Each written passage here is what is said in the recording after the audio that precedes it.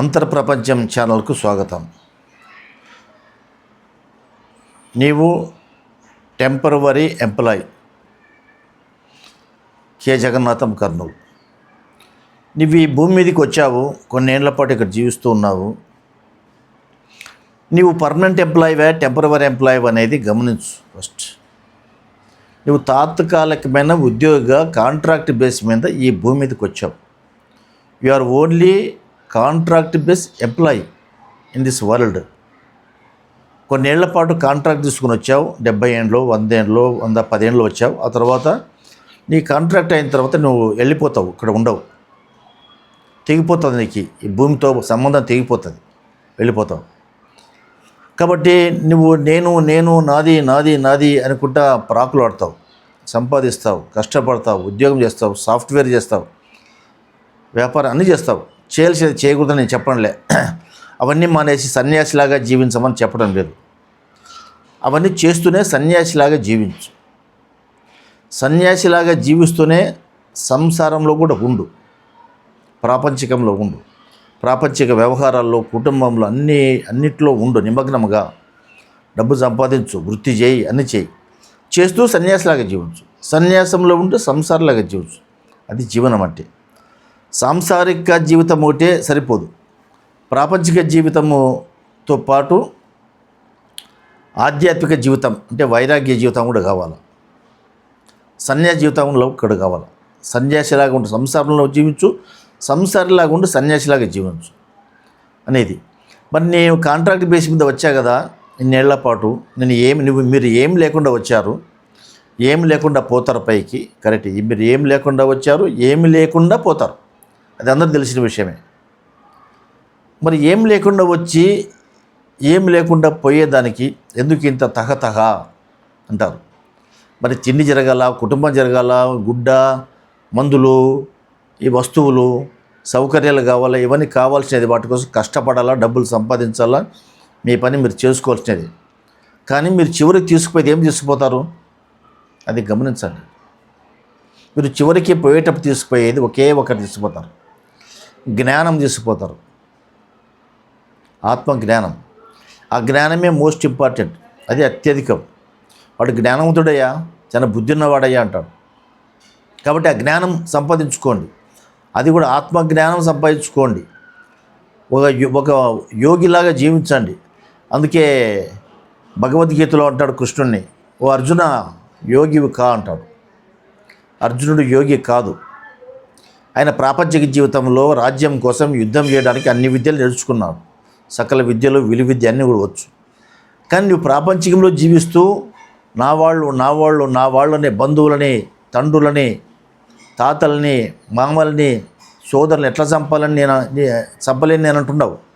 అందుకే నువ్వు యోగివుగా అర్జున అంటాడు. నువ్వు టెంపరవరీ ఎంప్లాయీకి వచ్చావు, ఎక్కువ రోజులు ఇక్కడ ఉండవు అర్జున, నువ్వు యోగివుగా అంటాడు.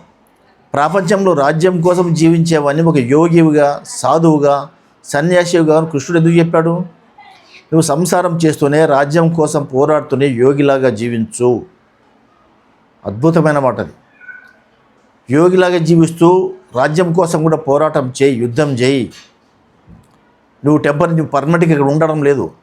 నువ్వు వాళ్ళు నిన్ను వాళ్ళని చంపుకున్నా వాళ్ళు చనిపోతారు. వాళ్ళు నిన్ను చంపుకున్నా నువ్వు చనిపోతావు, గ్యారంటీ. చనిపోకుండా ఉండవు. ఇద్దరు చనిపోయేవాళ్లే. మీ సోదరులు, మీ మేనమామలు అందరూ చనిపోయేవాళ్లే, మీ గురువులంతా కూడా. నువ్వు చనిపోతావు. కాబట్టి యోగివుగా అర్జున అంటాడు. యోగివుగా అంటే అర్థమేంది? జ్ఞానం తెచ్చుకో, జ్ఞాన యోగివుగా, జ్ఞానం నేర్చుకో. నీ వెంట చివరికి వచ్చేది జ్ఞానమే. కాబట్టి యుద్ధం చేయి, యోగివుగా అంటాడు. సహజంగా యోగి అని లోపల సన్యాసం తీసుకొని కాషాయ గుడ్డలు వేసుకొని గుళ్ళల్లో, మందిరాల్లో కూర్చొని ఉండడం కాదు. ప్రాపంచిక జీవితంలో ఉండి సన్యాసిలాగా జీవించు. కాషాయ బట్టలు వేసుకున్నంత మాత్రం యోగులు కారు. లేదా మంచి షూటు బూటు వేసుకొని యోగిలాగా ఉండకూడదు అనేది ఏం లేదు. షూటు, బూటు, టయ్యి, టక్కు అన్నీ కట్టుకొని కూడా యోగిలాగా జీవించే అవకాశం ఉంది. యోగిలాగా జీవించే అవకాశం ఉంది. కాషాయం గుడ్డలు వేసుకొని, కాషాయంలో వస్త్రాలు వేసుకొని జీవిస్తూ కూడా సంసారంలో జీవించే గొప్ప అవకాశం ఉంది. కాబట్టి గుడ్డల్ని బట్టి మీ జీవితం మారదు, నామాలని బట్టి మీ జీవితం మారదు. మీరు పెట్టుకునే బొట్టు పెట్టుకోవడాన్ని బట్టి, రంగుల్ని బట్టి మీకు జ్ఞానం రాదు. మీరు జీవించే విధానాన్ని బట్టి, మీలో కలిగే ఆత్మ జ్ఞానాన్ని బట్టి మీలో మార్పులు వస్తాయి. కాబట్టి నీవు తాత్కాలికమైన ఎంప్లాయీగా భూమి మీదకి వచ్చావు.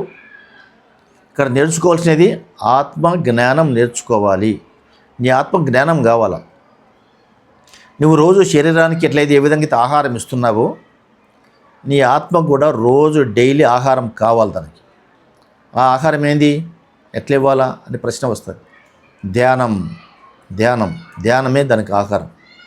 ఆత్మకి అన్నం పెడితే తినదు, అది తినేది సమస్య కాదు. అక్కడ శరీరానికి ఆహారం ఎంత అవసరమో నీ ఆత్మకు కూడా ధ్యానం అంత అత్యవసరం. ఎంత ఎక్కువ ధ్యానం చేస్తే నీ ఆత్మకు అంత ఎక్కువ ఆహారం ఉంటుంది. నువ్వు ధ్యానం చేయకుంటే ఆత్మ ఆహారం లేక నకనకలాడుతుంది. నీ శరీరానికి ఒక పూట 2 పూటల 2 రోజులు ఆహారం లేకుంటే ఎట్లా ఇబ్బంది పడుతుందో, నీ ఆత్మకు కూడా ధ్యానం లేకుంటే, ఆహారం లేకుండా విలవిల్లాడుతుంది. దాని ప్రభావం వెంటనే నీ మనసు పైన, నీ ప్రవర్తన పైన చూపిస్తుంది. నీవెంత ఎక్కువ ధ్యానం చేస్తే అంత పరిపుష్టంగా, అంత పౌష్టికంగా, అంత బలంగా నీ ఆత్మ ఉంటుంది. కాబట్టి ధ్యానం చేయి. అందుకే కృష్ణుడు కూడా అర్జునుడికి అర్జున ధ్యానం చేయి, అర్జున నీకు శక్తి వస్తుంది అంటాడు. కాబట్టి ఈ సబ్జెక్టులో మళ్ళీ మరొక రోజు కలుసుకుందాం. మీకు ఈ వీడియో నచ్చినట్లయితే సబ్స్క్రైబ్ చేయండి, షేర్ చేయండి, లైక్ చేయండి.